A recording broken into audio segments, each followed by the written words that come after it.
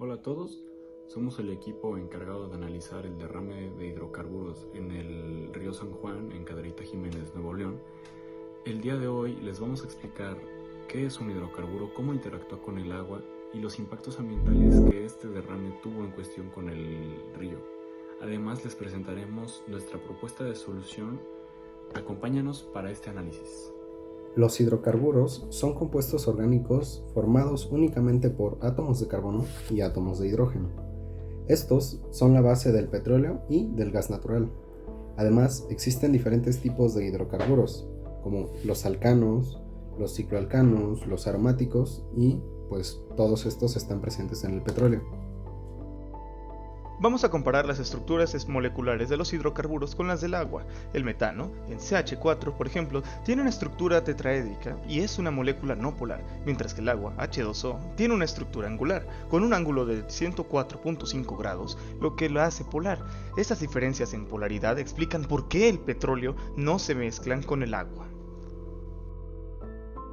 Nos enfocamos en las fuerzas entre las partículas en una escala muy pequeña, el nivel molecular. Para darte una idea de esta escala, en un vaso de agua hay más moléculas que estrellas conocidas en el universo.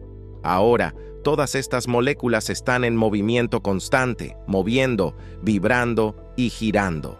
Lo que previene que casi todas esas moléculas salgan del vaso son las interacciones atractivas entre las moléculas.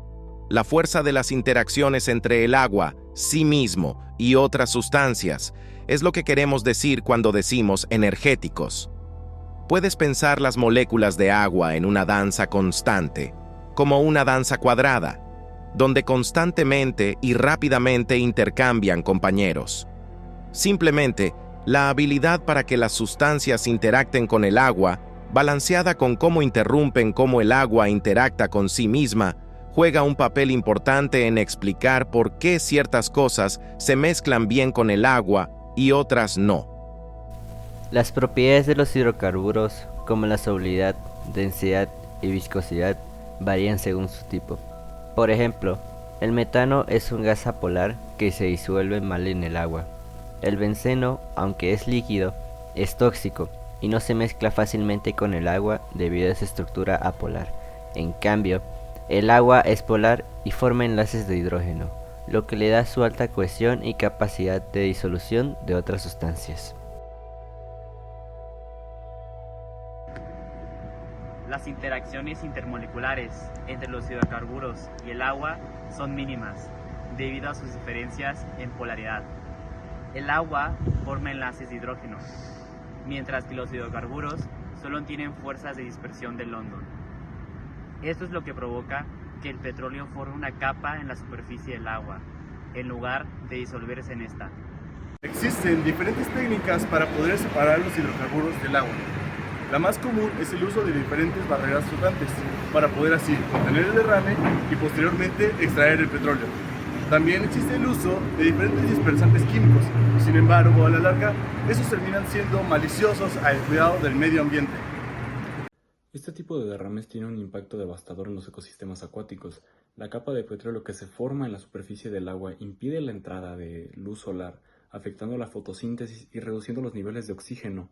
Esto provoca la muerte de plantas y animales acuáticos, así como un daño considerable a las aves y mamíferos que entran en contacto con el petróleo dentro del agua.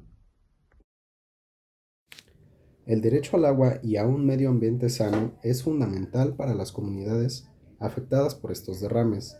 En este caso, no se ha respetado ese derecho, pues el daño al ecosistema y la contaminación de las fuentes de agua ha afectado tanto a la salud de los habitantes como sus medios de subsistencia.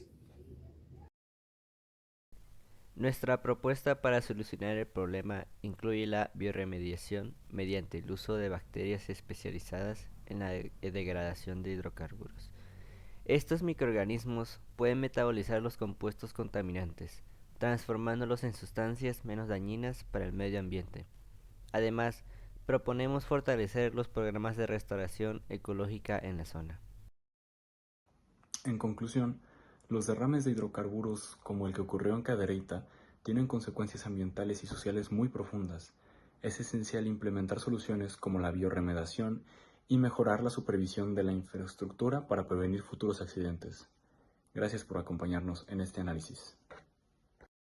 Tecnológico de Monterrey. Libera tu potencial transformador.